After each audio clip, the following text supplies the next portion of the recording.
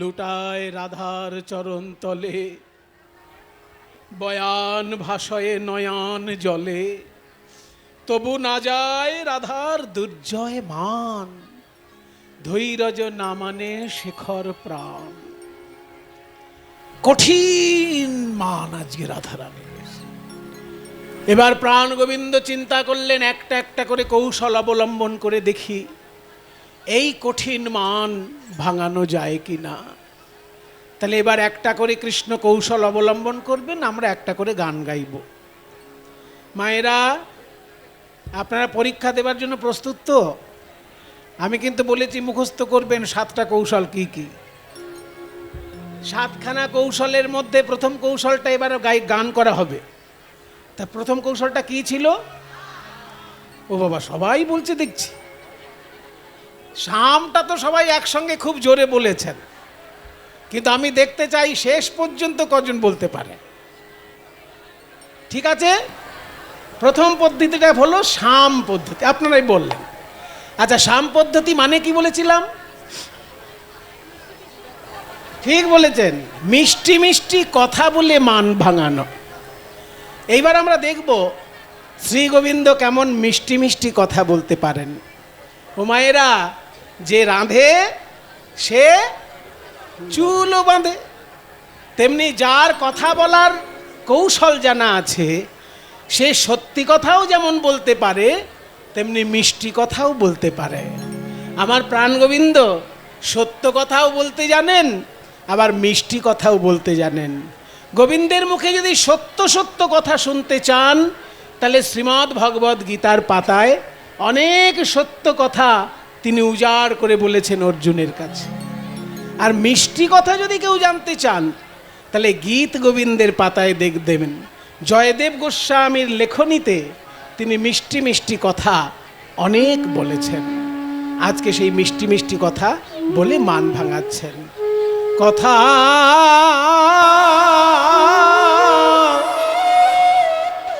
এ আমার মুখের কথা নয়, এ আমার প্রাণের কথা। কথা শুনো শুনো ভানু বৃষভানু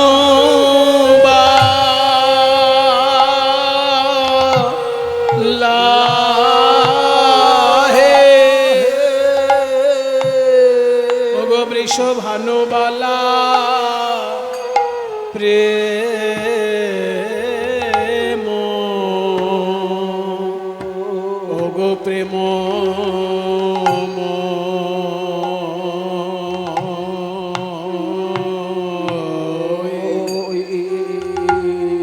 শোনো শোনো ভানুবালা প্রেম ময়ূরা।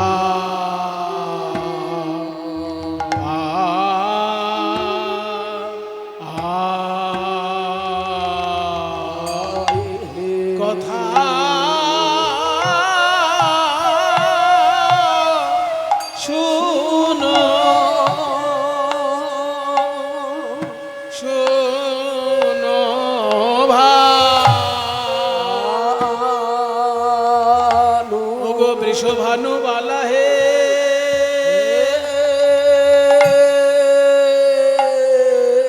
আমি তোমার নামে শপথ করে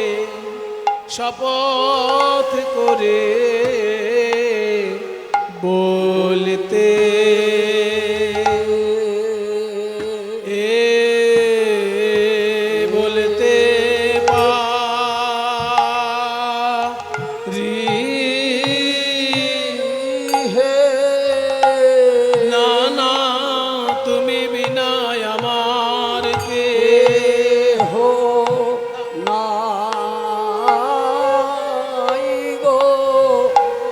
রাধে প্রেম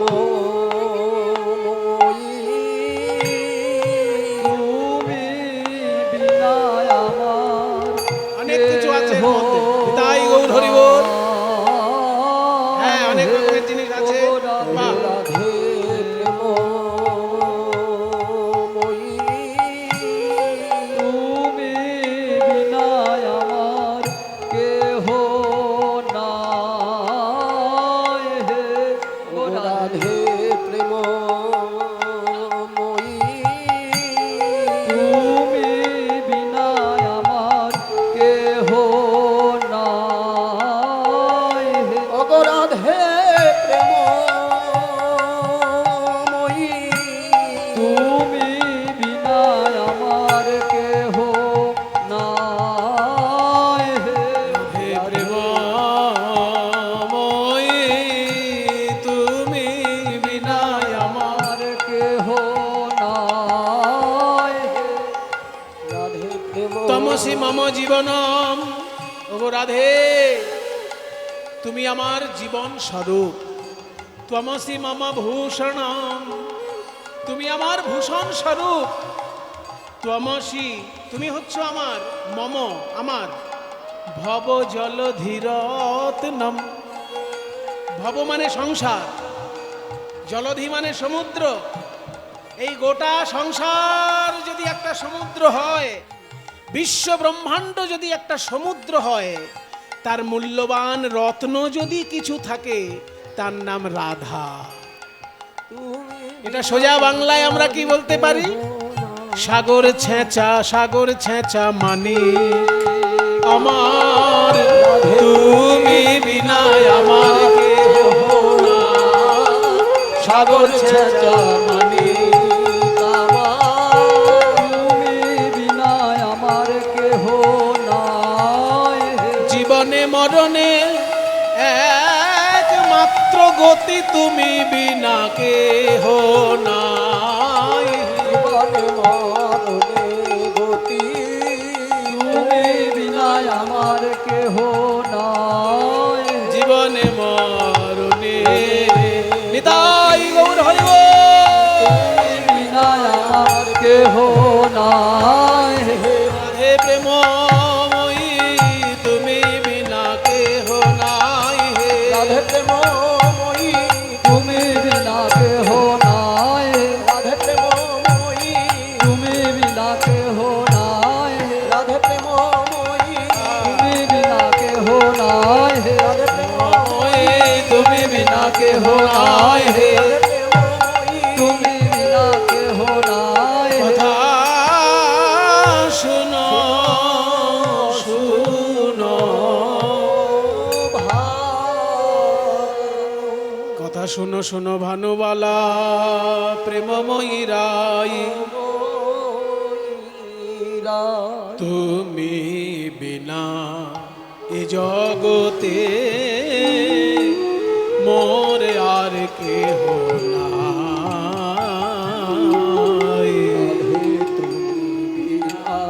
এ জগতে আর কেহ আর কেহ নাই। আর কেহ নাই রাধে তুমি বিনা আমার আর কেহ নাই। তুমি বিনা আমার আর কেহ নাই আমার মুখ দেখে দুঃখ বুঝবে এমন, তুমি বিনা আমার আর কেহ নাই। আমার মুখ দেখে দুঃখ দুঃখ বুঝবে এমন, রাধে তুমি বিনা আমার আর কেহ নাই বুঝতে পারছেন তো কেমন মিষ্টি মিষ্টি কথা শোনাচ্ছে? আমার মুখ দেখে দুঃখ বুঝবে এমন, তুমি বিনা আমার আর কেহ নাই। আমার সুখে সুখী, আমার দুঃখে দুঃখী, তুমি বিনা আমার আর কেহ নাই। আমার সুখের সুখী দুঃখের দুঃখী, তুমি বিনা আমার আর কেহ নাই প্রাণ গোবিন্দ বলছেন রাধারানীকে, তুমি বিনা আমার আর কেহ নাই। কিন্তু কথাটা সত্যি না মিথ্যা সেটা কি করে বোঝা যাবে? কি করে বোঝা যাবে? আসলে কৃষ্ণের মনের কথা সব থেকে বেশি কে জানে জানেন তো? কৃষ্ণের মনের কথা সব থেকে বেশি কে জানে? মায়েরা বলুক দেখি। কৃষ্ণের মনের কথা সব থেকে বেশি কে জানে? মা যশোদা? মা যশোদা সব জানে? তাহলে তো জানতে হবে যে কৃষ্ণ এখনো বড় হয়নি। যদি মা যশোদা কৃষ্ণের সব মনের কথা জেনে ফেলবে, তাহলে ধরে নিতে হবে কৃষ্ণ বড় হয়নি, ছোট্ট শিশু রয়ে গেছে। মায়ের কাছে ছেলেরা সবসময় ছোট্ট শিশুই থাকে। ছেলে যদি রাষ্ট্রপতিও হয়ে যায়, তবুও মা তাকে ধমক দিয়ে কথা বলে। ছেলে যদি রাষ্ট্রপতিও হয়ে যায়, প্রধানমন্ত্রীও হয়ে যায়, তবু মার কাছে ছেলে শিশু। সেই জন্য ছেলের সব মনের কথা যে মা জানতে পারবে, এটা হয় না। যদি বলেন শ্রীরাম সুদাম, তাদেরও তো সব মনের কথা জানা সম্ভব নয়। তাহলে জানবে কে? কৃষ্ণের মনের কথা জানে, কৃষ্ণের সঙ্গে 24 ঘন্টা যে সঙ্গে থাকে সে। কৃষ্ণের সঙ্গে 24 ঘন্টা কে থাকে? রাধাও থাকে না, মা যশোদাও থাকে না, শ্রীরাম সুদামও থাকে না। 24 ঘন্টা কৃষ্ণের সঙ্গে কে থাকে? শ্রীকৃষ্ণের বাঁশি। ওই জন্য বাঁশি শ্রীকৃষ্ণের সব মনের কথা জানে। ওই জন্য বলছে বাঁশিকে জিজ্ঞেস করো যে আমি তোমাকে ছাড়া আর কাউকে জানি না, চিনি। আমাকে লোকে ভালোবাসতেই পারে, আমাকে আমার সঙ্গে হাজার হাজার মানুষের পরিচয় থাকতে পারে, কিন্তু আমি কাকে ভালোবাসি সেটাই বাঁশির থেকে বেশি কেউ জানে না।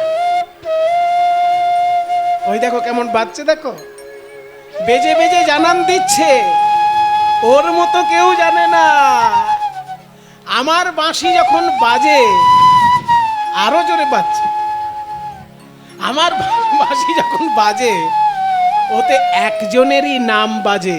কই চন্দ্রাবলীর কুঞ্জে হয়তো আমি একদিন ভুল করে চলে গেছি, চন্দ্রাবলী আমায় সাজিয়ে দিয়েছে, সেজে নিয়েছি, তার জন্য তুমি অনেক গালিগালাজ দিয়েছো, শুনে নিয়েছি। কিন্তু আমি ভালোবাসি কাকে সেটা তোমার বাঁশি জানে। ওই জন্য বাঁশি যখনই বাজে, বাঁশিতে কার নাম বাজে? চন্দ্রাবলীর নাম আজ অব্দি বেজেছে? রাধা বলেই বাঁশি বাজে। তুয়া নাম ধরে যাবে মুরলি বাজা। মায়েরা উলুধ্বনি দাও।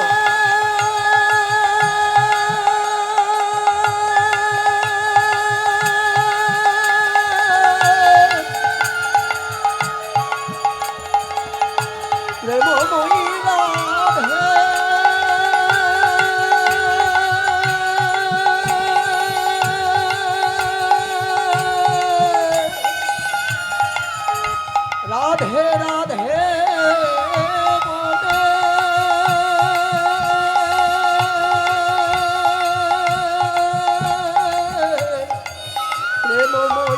তুয়া নাম ধরে যাবে মুরলি বাজাই, সকল ভুলিয়া সবে আমার কাছে আয়েশেরা। সকল ভুলিয়া সবে কাছে আইসেরাই। দেখি যোগী যোগ ভোলে মুনির ধ্যান টলে। যোগী যোগ ভোলে মুনির ধ্যান টলে, যোগী যোগ ভোলে মুনির ধ্যান টলে। রাধে তোমার নামের গুণে যোগী যোগ ভোলে মুনির ধ্যান টলে। ওগো রাধে তোমার নামের গুণে বাঁশি বাজালে জানতে পারি। রাধে তোমার নামের গুণে বাসা জালে জানতে পারি। রাধে তোমার নামের গুণে যোগী যোগ ভোলে মুনি ধ্যান টলে। আমি যে তোমায় ভালোবাসি তার সব থেকে বড় প্রমাণ আমার বাঁশি। তোমার নাম ধরে বাজে, আর কারোর নাম ধরে বাজে না। এতেও যদি বিশ্বাস না হয় মদন করো সাক্ষী। কেউ যদি বিশ্বাস না হয় মদন করো সাক্ষী। আমার এই কথায় যদি তোমার বিশ্বাস না হয়, তাহলে কাম দেবতাকে এখনই ডেকে নিয়ে এসো। তাকে সাক্ষী রেখে আমি তোমার পদতলে আমার নামটা লিখে দেব। তোমার পায়ের তলায় আমি আমার নাম লিখে দেব। তার লুকিয়ে লুকিয়ে গোপনে গোপনে নয়, কাম দেবতাকে ডাকো, সে সামনে দাঁড়িয়ে থাকবে, সাক্ষী রেখে আমি লিখে দেব তোমার পদতলে নাম। এতেও যদি বিশ্বাস না হয় মদন করো সাক্ষী, এতেও যদি বিশ্বাস না হয় মদন করো সাক্ষী, আদেশ করো নাম পদতলে লিখি। আদেশ করো নাম পদতলে লিখি। আমি তোমার পায়ের নিচে আমার নাম লিখে দেব যদি তুমি বলো। না না না, ভুল বলছি। তোমার পদতলে আমার নাম লিখতে গেলে তোমার পায়ে ব্যথা লাগতে পারে। তুমি রাজার মেয়ে না, আমি তো রাখাল ছেলে। গরু চড়াতে গিয়ে হাটে মাঠে ঘাটে যেখানে খুশি ছুটে বেড়াই খালি পায়ে। আর তুমি তো রাজার মেয়ে, শুধু রাজপ্রাসাদ থেকে রাজপ্রাসাদে যাতায়াত করো। শ্বশুর বাড়িতে কথা শুনতে হয়, সেই জন্য জল আনতে যমুনার ঘাটে যাও। নইলে তোমার তো রাজার কন্যা তুমি। তোমার পায়ের নিচে যদি আমার নাম লিখি, তোমার চরণ যে বড় কোমল, আমার নাম যে কঠিন, যদি তোমার পায়ে আঁচড় লাগে, কোমল পদে কঠিন নাম লিখতে আঁচড় যায়। ওই কোমল পদে কঠিন নাম লিখতে আচর যায়। তার থেকে এক কাজ করো, আমি মাটিতে নাম লিখি, তুমি চরণটা তার উপর রাখো। ভূমিতে লিখি গো নাম, তুমি পদ রাখো তাই। ভূমিতে লিখিব নাম তুমি পদ রাখো তাই।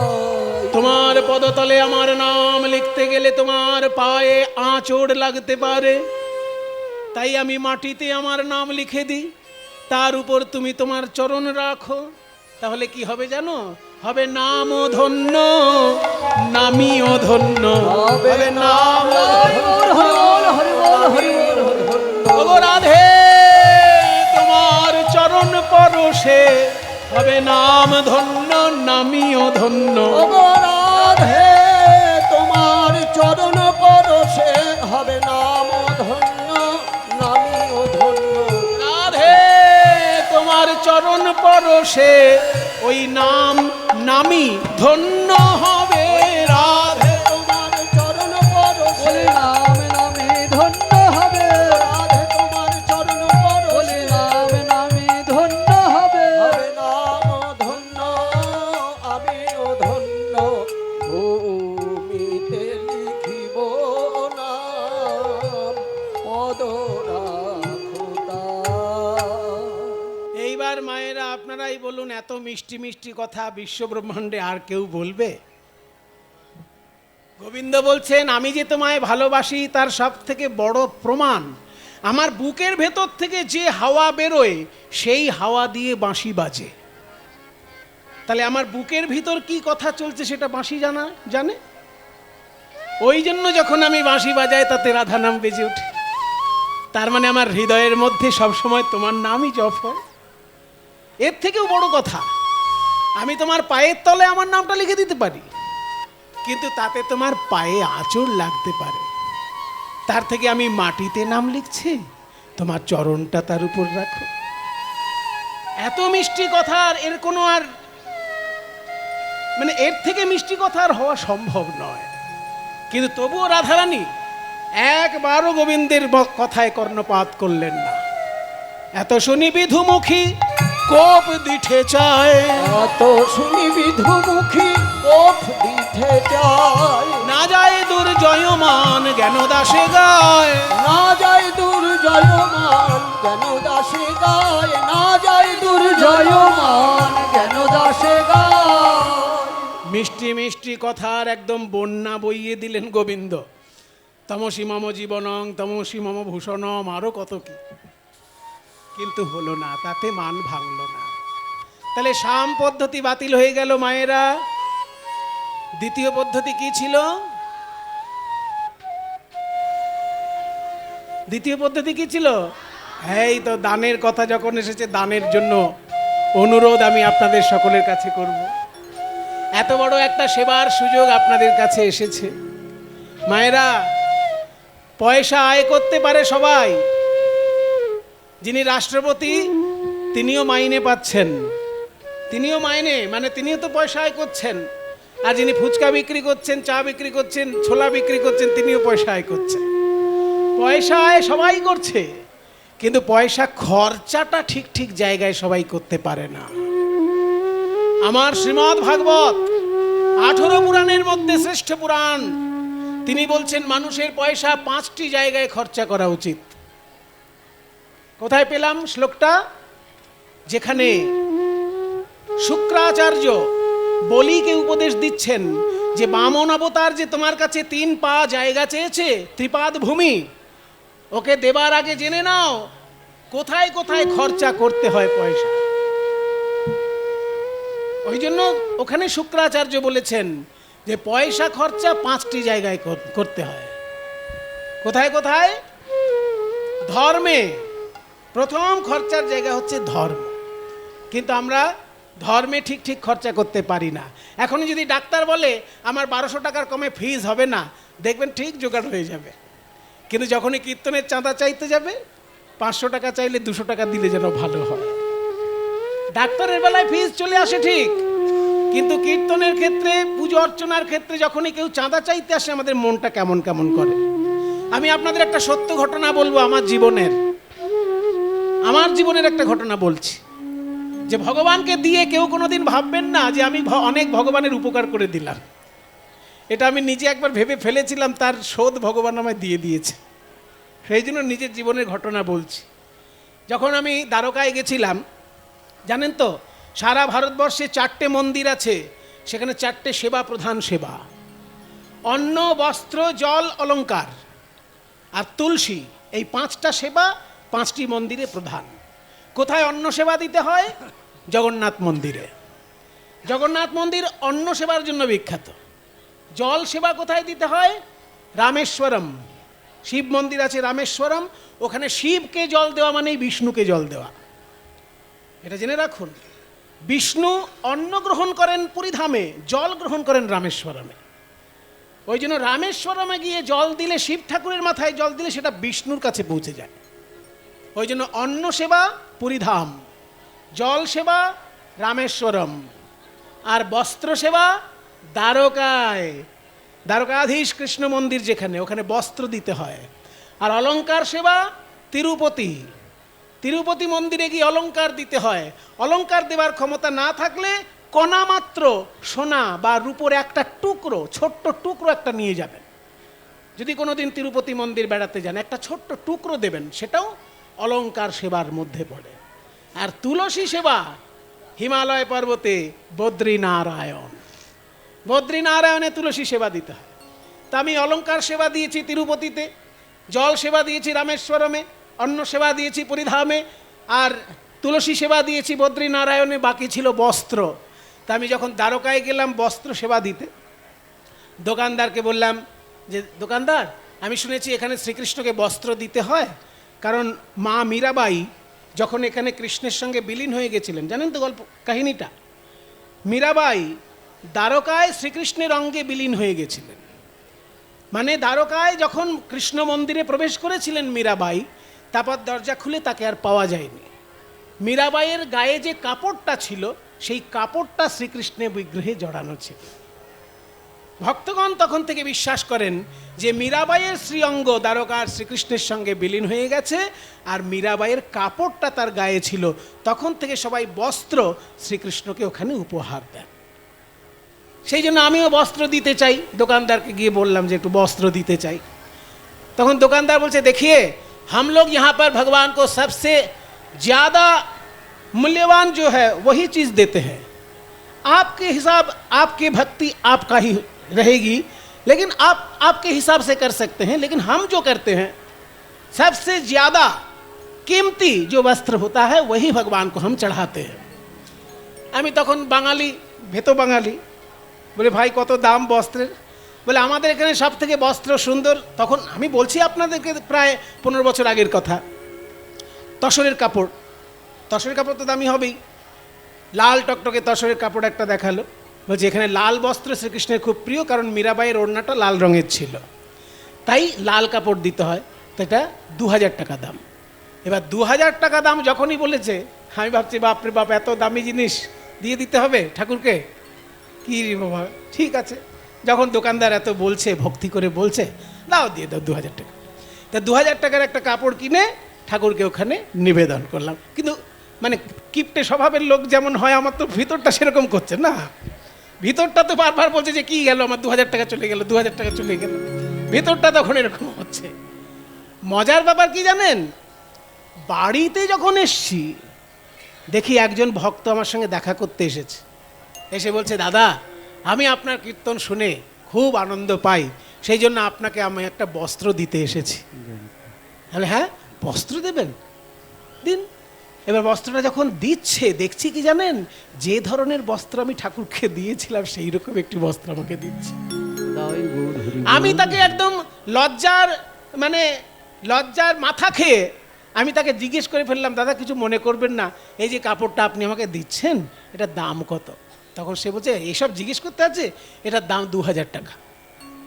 যেই বলেছে 2000 টাকা, আমার মনটা যেন একদম মাটিতে মিশে গেল, যে আমি ঠাকুরকে 2000 টাকার কাপড় দিয়েছিলাম, ঠাকুর সঙ্গে সঙ্গে আমার বাড়িতে আসার পরেই কিভাবে তার দান আমাকে ফিরিয়ে দিলেন। মা, এটা কেন বলছি জানেন, ভগবানকে যদি কখনো মন খুলে দিতে পারেন না, কখন যে আপনি সব কিছু ফিরে পাবেন বা তার থেকে বেশি পাবেন, এটা হিসেব করে শেষ করতে পারবেন না। আমি আমার নিজের জীবনে পেয়েছি, তাই আপনাদেরকে বললাম। এবং এটা গীতায় লেখা আছে, ভগবান শ্রীকৃষ্ণ গীতায় বলেছে, তেষাং নিত্যাভিযুক্তানাম যোগক্ষেমং বহাম্যহম। গীতার বাণী আমার জীবনে, আর কারোর জীবনে ফলেছে কি না ফলেছে আমি জানি না, আমার জীবনে ফলেছে, সেই জন্য আমি সব জায়গায় উচ্চ কণ্ঠে ঘোষণা করি। ভগবান শ্রীকৃষ্ণ বলেছেন, যদি কেউ আমায় ভালোবেসে কিছু দেয়, সে যেটা পাবার তা তো পাবেই, আমি তাকে আরো বেশি করে কিছু দিয়ে থাকি। এটা ভগবানের বাণী। তাই আপনাদের সকলের চরণে আমার নিবেদন, এত বড় কীর্তনের অনুষ্ঠান সবাই মিলে করছেন, এনারা ভিক্ষার আঁচল নিয়ে আপনাদের কাছে যাচ্ছেন, যে যেমন পারবেন প্রাণ ভরে গৌর গোবিন্দ সেবার জন্য দান করবেন। ভগবানকে দান করলে ভগবানের কৃপা যে আপনাকে কোথায় নিয়ে যায় সেটা আপনি হিসেব করে শেষ করতে পারবেন না। আমি পারিনি, তাই আপনাদেরকে বলছি। নিতাই গৌর প্রেমানন্দে, হরি বল, হরি বল, হরি বল, হরি বল। তাহলে মূল্যবান দান দক্ষিণা দিলেও অনেক সময় মান ভেঙে যায়। কৃষ্ণ ভাবছেন আমার কাছে সব থেকে মূল্যবান দেবার মতো উপহার কোনটা? ও মায়েরা, 5 ভরি সোনার হার দিয়ে মান ভাঙানো যায় বলেছিলাম, কিন্তু রাধারানীর ক্ষেত্রে সেটা খাটবে কি? রাধারানীর ক্ষেত্রে খাটবে কি করে? রাধারানী তো রাজার মেয়ে। রাধারানীর গায়ে যা ওজন, সেই ওজনের সোনা তার বাবা প্রতিদিন দান করে। তাহলে 5 ভরি সোনার হার দিয়ে রাধারানীর মান ভাঙানো যাবে? যাবে না। ওই জন্য ভগবান শ্রীকৃষ্ণ দেখলেন আমার কাছে সব থেকে প্রিয় সম্পদ যেটা, সেটা হচ্ছে আমার বাঁশি। এই বাঁশিটা আমার রাধারানীকে দিয়ে দেখি মানটা ভাঙে কিনা। হে হে রাধে, মদন দোলা তাল, প্রেম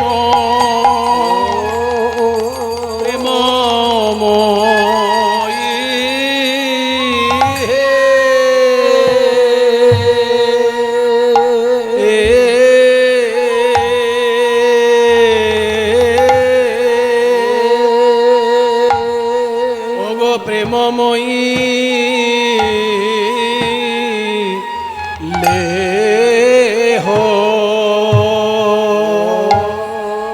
ও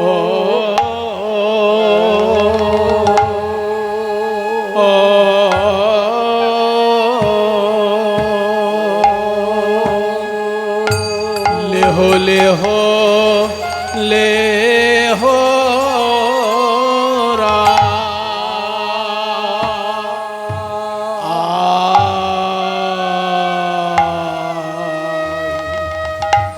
আমার ক সাধে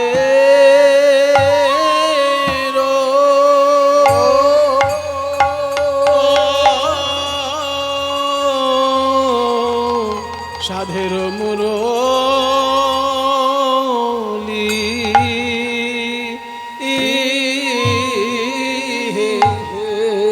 রাধে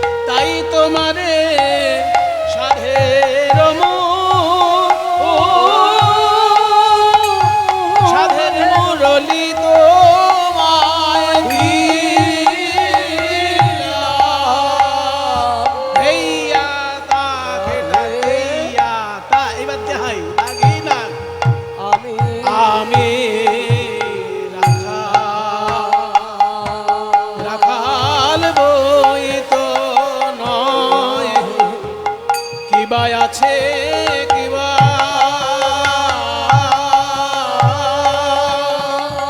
ও কিবা দিব হে তাই তোমারে সাধের সাধের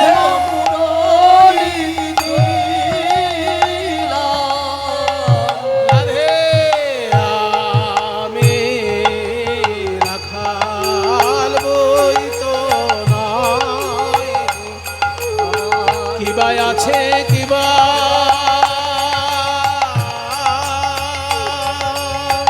ও কিবা দিব তাই তোমারে সাধের সাধের মুরালি দিলাম ওগো রাধে প্রেম প্রেমময়ী লেহ লেহ লেহ লেহ রায় সাধের মুরলী পরশিতে চাহি তোমার চরণের ধুলি রাধে বিনোদিনী পরশিতে চাহি তোমার চরণের ধূলি রাধে বিনোদিনী। আমার সাধের বাঁশি আমি তোমায় দিয়ে দেব রাধে, কিন্তু তার মূল্য হিসেবেও আমি একটা জিনিস নিতে চাই, সেটা হচ্ছে তোমার পদধূলা। পরশিতে চাহি তোমার চরণের ধুলি, কিন্তু তুমি তো রাজার মেয়ে, রাজার মেয়ে হয়ে তুমি একটু চরণ ধুলা দিতে কৃপণতা করছো। এত ধনে ধনী যে সেখানে কৃপণ, এত ধনী ধনী যে সেখানে কৃপণ, জ্ঞান দাসে কহে কেবা বুঝিবে মরণ। জ্ঞান দাসে কহে কেবা বুঝিবে মরণ। এই যে আমি হলুদ কাপড়টা পরি, তোমার গায়ের রং ফর্সা বলে, তোমার গায়ের রংটা ফর্সা, সেটা যাতে আমার গায়ে মিশে থাকে এই জন্য আমার এই হলুদ রঙের কাপড়। পীত পিন্ধন মোর তুয়া অভিলাষে। আর তুমি যদি দীর্ঘশ্বাস ফেলো, আমার যেন প্রাণ বেরিয়ে যায়। পরাণ ছাড়য়ে যদি ছোড়ো হো নিঃশ্বাসে রাধে, সেই জন্য বলছি একবার হাসি মুখে তাকাও। আমার মূল্যবান বাঁশি আমি তোমার চরণে দিয়ে দিলাম। শ্রীকৃষ্ণের সব থেকে মূল্যবান সম্পদ তার বাঁশি, সেই বাঁশি রাধারানীর চরণে দিয়ে দিলেন গোবিন্দ, কিন্তু তাতেও তার মান ভাঙলো না, ভাঙলো না মান। তাহলে সাম পদ্ধতি দান পদ্ধতি দুটোই বাতিল হয়ে গেল। ও মায়েরা, এবার 3 নম্বর পদ্ধতি আসছে। সাম দান বাতিল হয়ে গেছে, 3 নম্বরটা কি? বাবা খুব জোরে বলছে পায়রা, খুব ভালো লাগছে শুনে। আপনারা যে এত মন দিয়ে শুনেছেন আমি খুব অভিভূত। আপনারা ঠিক ঠিক বলছেন এবং বেশ জোরে বলছেন, ভালো লাগছে শুনে। ছাত্র কখন জোরে উত্তর দেয়? যখন ফুল কনফিডেন্স থাকে, তাই না? কনফিডেন্স। তাহলে তৃতীয় পদ্ধতি হচ্ছে ক্রিয়া পদ্ধতি। ক্রিয়া মানে কি বলেছিলাম? সোনার খোল, মানে খুব অসম্ভব কোনো কাজ করে দেখানো। এবার আপনারাই মায়েরা বলুন, আপনারা অনেক কৃষ্ণলীলা শুনেছেন, এবার আপনারা বলুন শ্রীকৃষ্ণের কোনো কঠিন কাজ করে দেখানো বাকি আছে কি? ওই ছোট্টবেলায় গিরিগোবর্ধন পর্বত বাঁ হাতে তুলে ধরেছে, ছোট্টবেলায় পুতনা রাক্ষসীকে বধ করেছে, অঘাসুর, বকাসুর, শকটাসুর, তৃণাবর্তাসুর, কালীয় দমন, সবগুলোই তো অসম্ভব কাজ কৃষ্ণ করে দেখিয়ে দিয়েছেন। কিন্তু এই মুহূর্তে এক্ষুনি কোনো কঠিন কাজ না করলে রাধারানীর মান ভাঙানো যাবে না। এখন তো হাতের কাছে কোনো অসুর টসুর নেই যে মেরে ধরে দেখিয়ে দেবে। তাহলে এখন কঠিন কাজটা কি করবে? গোবিন্দ খুব চিন্তা করছেন, আচ্ছা আমার পক্ষে কঠিন কোনটা হতে পারে? আমি কোন জাতিতে জন্ম নিয়েছি? বৈশ্য জাতিতে। বৈশ্য জাতির লক্ষণ কি? 3টে। শ্রীমদ্ ভগবদ গীতায় 18 নম্বর অধ্যায়ে পেয়ে যাবেন। কৃষি গৌরক্ষা বাণিজ্যম বৈশ্য ধর্ম স্বভাবজ। চাষবাস করা আর গরু বাছুর পালন করা আর ব্যবসা করা, এই 3টে হচ্ছে বৈশ্য জাতির ধর্ম। চাষবাস করার জন্য বলরামের কাঁধে লাঙল আছে, গরু চড়ানোর জন্য কৃষ্ণের হাতে বাঁশি আছে, আর ব্যবসা বাণিজ্য করার জন্য নন্দ মহারাজ মাঝে মাঝে মথুরায় যান। তাহলে বৈশ্য জাতির 3টে ধর্মই শ্রীকৃষ্ণ পালন করছে। এর উঁচু জাতি হচ্ছে ক্ষত্রিয়। ক্ষত্রিয়র লক্ষণ কি? 7টি লক্ষণ, ওই গীতার 18 নম্বর অধ্যায়ে। শৌর্য তেজ ধৃতি দাক্ষ্যং যুদ্ধে চাপিয় পলায়নম দানম ঈশ্বর ভাবস্য ক্ষাত্রধর্ম স্বভাবজ। মানে শৌর্য, তেজ, ধৈর্য, দক্ষতা, যুদ্ধে না পালানো, শাসন করা এবং দান করা, এইগুলো হচ্ছে ক্ষত্রিয় জাতির লক্ষণ। আর তার থেকে উঁচুতে ব্রাহ্মণের স্থান। ব্রাহ্মণের 9টি গুণ। ব্রাহ্মণের পৈতেতে 9টি সুতো থাকে। ওই 9টি সুতো থাকার কারণ হচ্ছে 9টি গুণ যেন ব্রাহ্মণ অর্জন করে। সেই 9টি গুণ কি কি? গীতায় লেখা আছে, সম দম তপ শৌচ ক্ষান্তি রাজ্যবচ জ্ঞানং বিজ্ঞানম আস্তিক্যম ব্রহ্মধর্ম স্বভাবজ। ব্রাহ্মণগণের এইগুলো স্মরণ করা দরকার। আমরা যারা ব্রাহ্মণ বলি মুখে, কিন্তু কজন আমরা খবর রাখি যে আমাদের পৈতেতে যে 9টি সুতো আছে, সেই 9টি সুতোর কারণ কি? এই 9টি সুতোর কারণ হচ্ছে 9টি গুণ যেন আমি জীবনে অর্জন করে দেখাতে পারি। সেই 9টি গুণের প্রথম কি? সম। এখানে সম মানে দন্তেস্ব ম নয়, দন্তেস্ব ম সম মানে সমান, আর তালবস্য ম সম মানে অন্তরিন্দ্রিয় সংযম।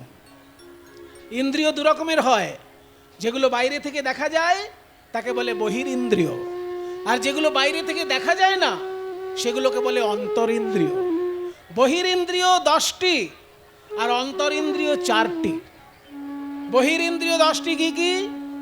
2টি চক্ষু আছে, কর্ণ, নাসিকা, জিহ্বা, ত্বক, এই 5টি হলো জ্ঞানেন্দ্রিয়। আর মুখ, পানি, পাদ, পায়ু, উপস্থ, এই 5টি হলো কর্মেন্দ্রিয়। 5টি জ্ঞানেন্দ্রিয়, 5টি কর্মেন্দ্রিয়, এগুলো বাইরে থেকে দেখা যায়। আর যেগুলো বাইরে থেকে দেখা যায় না সেগুলো ভিতরে থাকে, 4টে ইন্দ্রিয়। তার নাম হচ্ছে মন, বুদ্ধি, চিত্ত, অহংকার। এগুলো বাইরে থেকে দেখা যায় না, তাই ভিতরে থাকা ইন্দ্রিয়গুলোকে সংযম করার নাম সম, তালবস্য ম সম। আর বাইরের ইন্দ্রিয়গুলোকে সংযম করার নাম দম। ব্রাহ্মণের 9টি গুণের মধ্যে প্রথম গুণ সম, দ্বিতীয় গুণ দম, তৃতীয় হলো শৌচ মানে পবিত্রতা, ক্ষান্তি মানে ক্ষমা, আর্জবম মানে সরলতা, জ্ঞানম মানে শাস্ত্রজ্ঞান, বিজ্ঞানম মানে শাস্ত্রের ঊর্ধ্বে যে দিব্য জ্ঞান, আর আস্তিক্যম মানে বিশ্বাস। এই 9টি গুণ যদি কেউ অর্জন করতে পারে তবে তার পৈতেটা কাঁধে ঝোলানো সার্থক হয়। পরিপূর্ণ সার্থকতা পেতে গেলে 9টি গুণ অর্জন করতে হবে। তাই শ্রীকৃষ্ণ ভাবলেন, আমি তো বৈশ্য জাতির ছেলে, এখনই আমি ব্রাহ্মণের মতন মন্ত্র উচ্চারণ করে দেখাবো। রাধারানী অবাক হয়ে গিয়ে আমার দিকে তাকাবেন। আমি সারাক্ষণ গরু চড়াই, এই লোকে জানে। আমি যে ব্রাহ্মণের মতন শাস্ত্রজ্ঞও হতে পারি, মন্ত্র বলতে পারি, এটা তো আর রাধারানী জানে না। এখনই আমি বলে দেখাবো। শ্রীকৃষ্ণের একজন বন্ধু ছিল, কিন্তু ব্রাহ্মণ বন্ধু। তার কাছ থেকে সব জেনে টেনে নিয়েছিল কৃষ্ণ। জানেন তো শ্রীকৃষ্ণের ব্রাহ্মণ বন্ধুটার নাম কি? হ্যাঁ, বা সূর্য পূজা শুনে শুনে আপনাদের একদম সূর্য পূজা শুনে শুনে আপনাদের একদম মুখস্থ হয়ে গেছে। ঠিক বলেছেন। ব্রাহ্মণের যে ব্রাহ্মণ বন্ধু ছিল কৃষ্ণের, তাকে বটু বলে, মানে মধুমঙ্গল। মধুমঙ্গলের ডাকনাম বটু। তা সেই বলছে তার কাছ থেকে সব শিখে নিয়েছে কিভাবে পুজো টুজো করতে হয়। এইবার রাধারানীর সামনে শুরু করে দিল নিষ্ঠাবান ব্রাহ্মণের মতন পুজো, যাতে অবাক করে দেবার জন্য অসম্ভব কাজ করছেন গোবিন্দ। তোরা দেখবি যদি আয়, তোরা দেখবি যদি আয়, তোরা দেখবি যদি আয়, মান চণ্ডীর পূজা করে, মান চণ্ডীর পূজা করে, মান চণ্ডীর পূজা করে, মান চণ্ডীর পূজা করে। রসিক শেখর শ্যামরায় দেখবি যদি আয়, তোরা দেখবি যদি আয়, তোরা দেখবি যদি আয়, মান চণ্ডীর পূজা করে।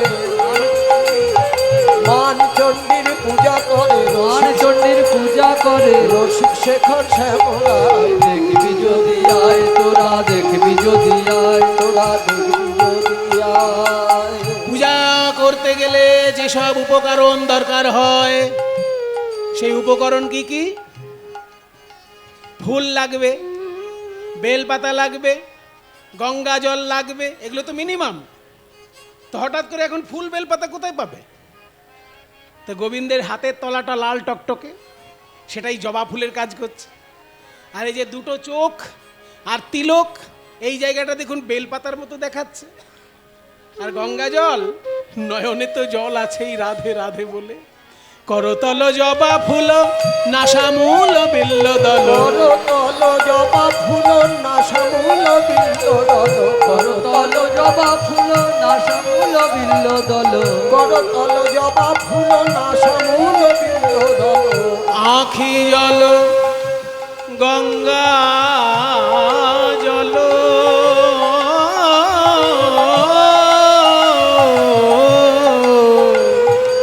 আখি জল গঙ্গা জল,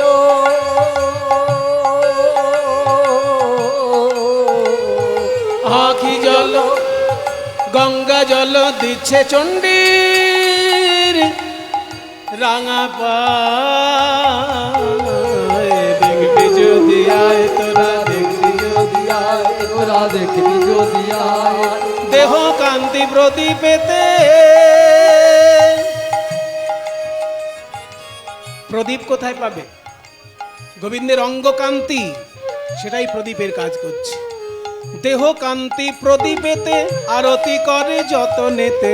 দেহ কান্তি প্রদীপেতে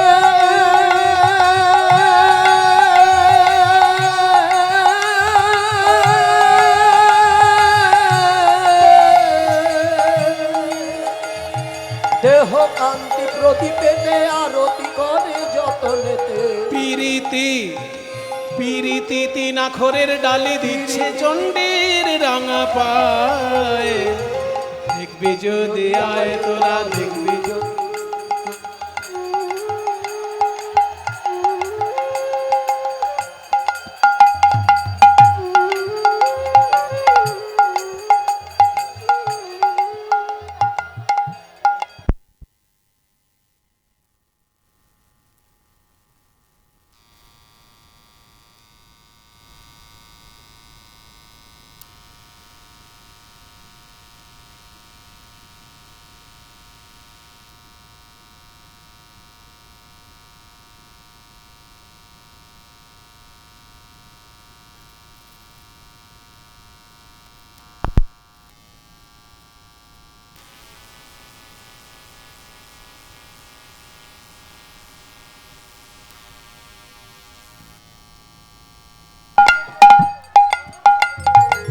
দেহ কান্তি প্রদীপেতে আরতি করে যতনেতে। দেহ কান্তি প্রদীপেতে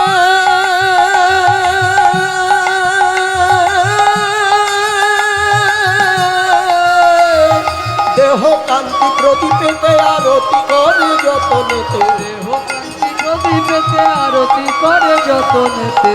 মায়েরা, আপনাদেরকে বলি, ব্রাহ্মণের সব জিনিস কিন্তু নকল করা যায় না। কোনো কোনো জিনিস খুব কঠিন, যেমন আরতি। আপনারা যারা ভক্ত মানুষ, তারা আরতি করাটা অভ্যাস করেছেন তাই পারেন। আর যারা অভ্যাস করেনি, প্রথম যারা আরতি করে কি অবস্থা হয় দেখেছেন তো? এদিকে ঘন্টাটা যখন আরতি, এরকম দুটোই নড়তে থাকে, তাই না? যারা জীবনে করেননি আরতি, বাড়িতে একবার করে দেখবেন। এই প্রদীপটাকে সোজা রেখে বাঁদিকে ঘন্টা নাড়ানো অভ্যাস করতে হবে। এইটা অভ্যাস যদি না থাকে, এটা অভ্যাস যদি না থাকে কি হবে জানেন তো? এই দুটো এরকম এরকম চলতে থাকবে, সেতে প্রদীপে তেল ফেল পড়ে একদম সর্বনাশ ঘটাবেন। সেই জন্য সবটাই কঠিন। কোনো জিনিস দেখতে খুব সহজ হয়, সব জিনিস সহজ নয়। দেহকান্তি প্রদীপেতে আরতি করে যতনেতে।